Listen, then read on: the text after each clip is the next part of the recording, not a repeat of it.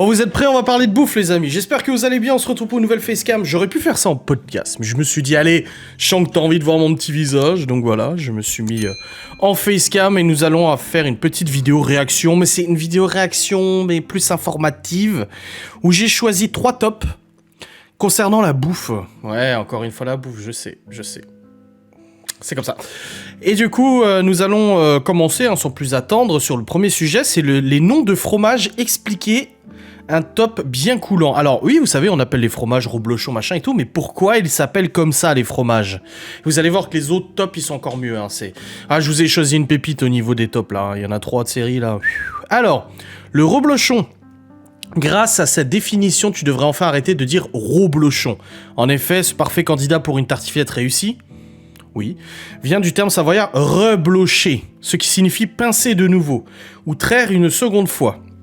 Jusque-là, rien de foufou, mais ça commence à devenir intéressant. Le reblochon est né d'une pratique ancienne de fermiers qui réservaient la première traite de lait aux propriétaires et se gardaient la seconde pour leur propre compte.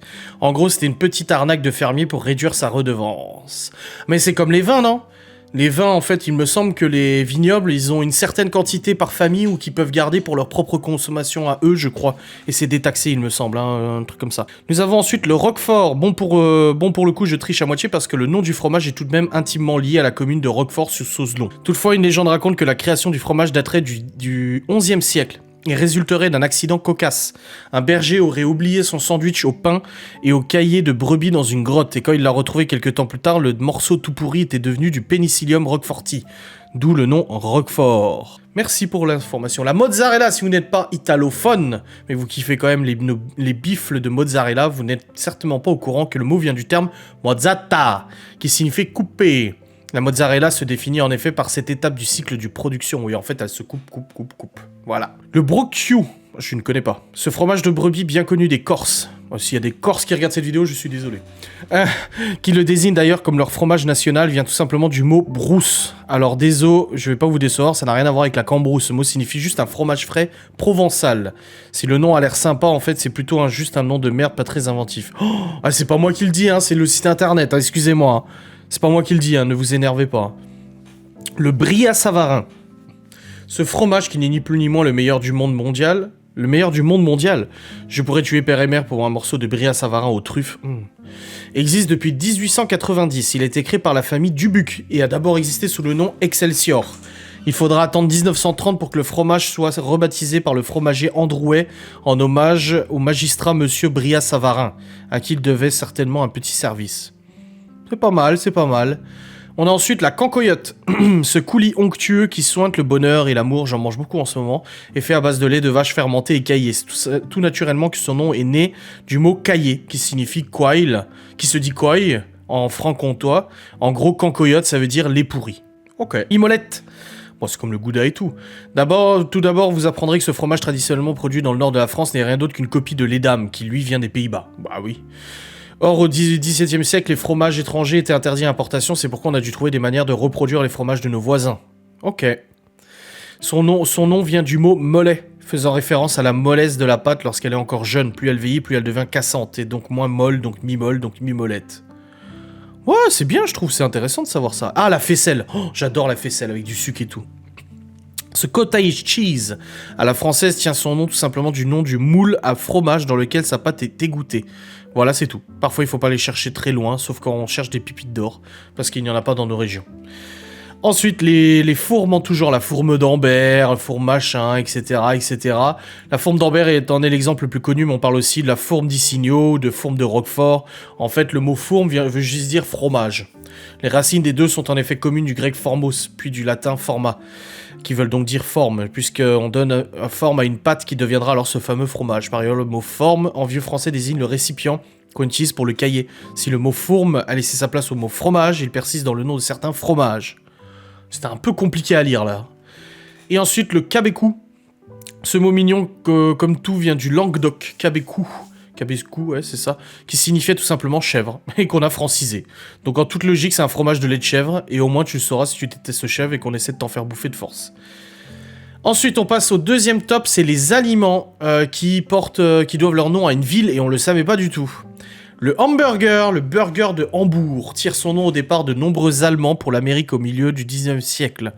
Le steak de burger haché séché est alors le plat principal servi à bord des navires qui reliaient Hambourg aux États-Unis.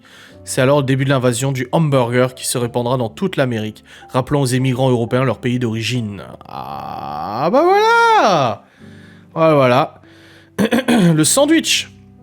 Selon la légende, un certain John Montaigu, 18e siècle, 4e comte de la ville anglaise de Sandwich, avait l'habitude de manger sur le pouce pendant de longues parties de cartes. Il demandait alors à ses serviteurs de lui apporter une tranche de viande salée entre 2 morceaux de pain. Voilà. Ok. La mayonnaise.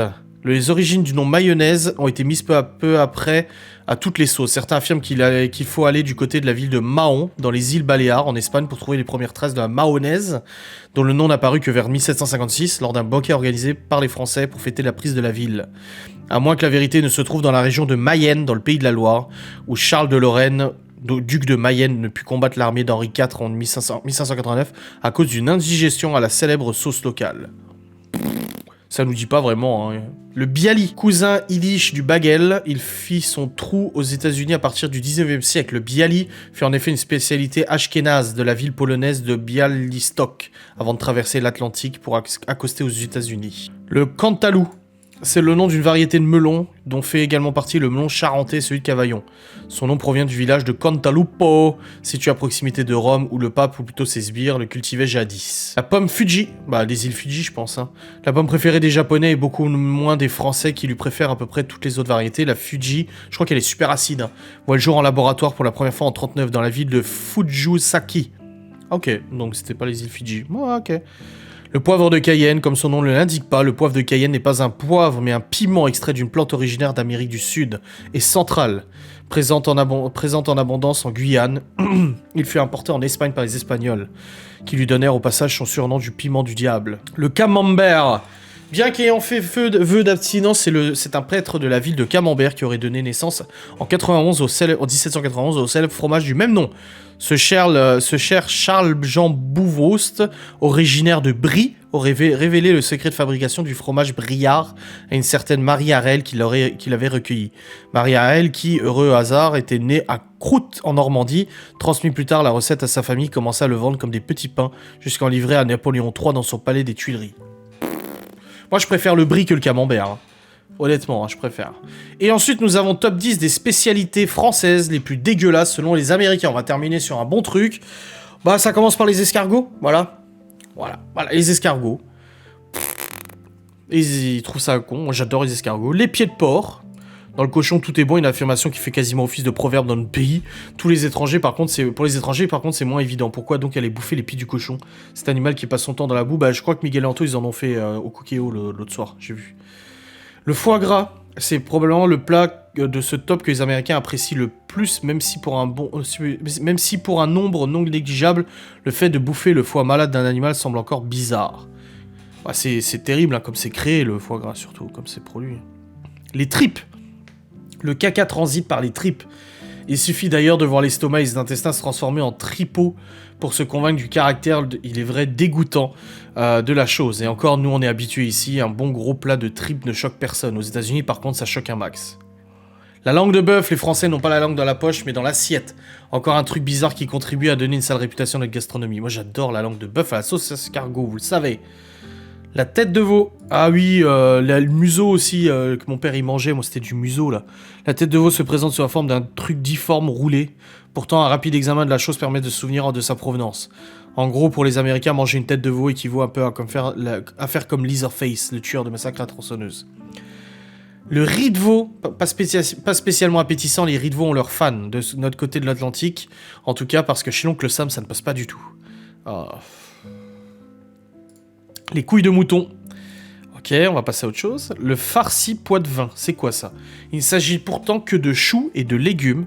Mais non, ici, ce qui ne passe pas, c'est l'apparence qui peut évoquer qui sort de l'arrière-train d'un animal de basse-cour. Oh, c'est vrai qu'il a une sale gueule, le truc, hein. Je vous montrerai pas, mais c'est une sale gueule. Hein. Les cuisses de grenouille, en dernier point, voilà. On appelle parfois les Français les froggies, tout ça parce que les cuisses de grenouille sont encore populaires chez nous. Encore une habitude étrange. Je déteste les cuisses de grenouille. Ça ressemble à du poulet, mais j'aime pas du tout. Et puis c'est plein de morceaux, ça ressemble à du lapin, moi j'aime pas. Bref, cette vidéo se termine maintenant. J'espère qu'elle vous aura plu, qu'elle vous aura satisfait vos babines et votre curiosité. Moi, c'est le cas. Je vous fais des bisous, je vous dis à très vite. Salut.